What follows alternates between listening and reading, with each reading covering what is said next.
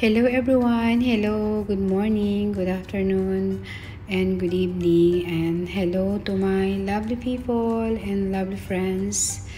Okay, today my vlog is iba naman po. So, for the meantime, ang aking vlog is iba naman. So, gagawa po tayo ng air freshener po siya, napakabongga. So, ito is makukuha nyo ito sa loob lang ng inyong bahay. So, napakagandang alternative na air freshener is napakabisa siya.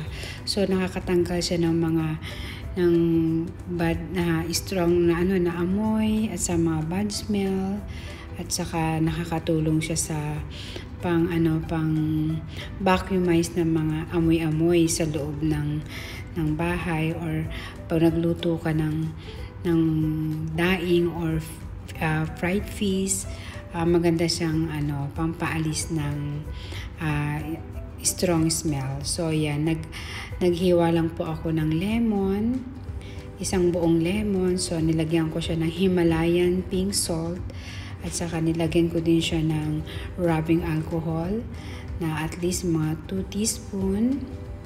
So yan po ang aking mga ingredient na nilagay sa isang lemon, at nilagay ko lang po sa maliit na sisidlan. So sobrang simple lang po niya. So lalagyan po natin siya ng downy or fabric softener. So sobrang simple lang po niya. So makikita niyo lang po yan sa loob ng inyong bahay. So nilagyan ko ng cloves. Cloves is the best po yan.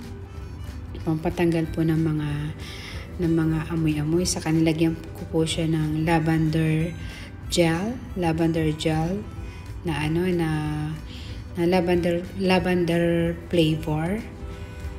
Yan, pang-massage po yan eh. So sobrang bango po niya. So pwede po nyo yan ilagay sa CR, or kaya sa loob ng kwarto ninyo, o kaya sa may tapat ng pinto para kumalat ang amoy. So yan po, maraming salamat. Bye!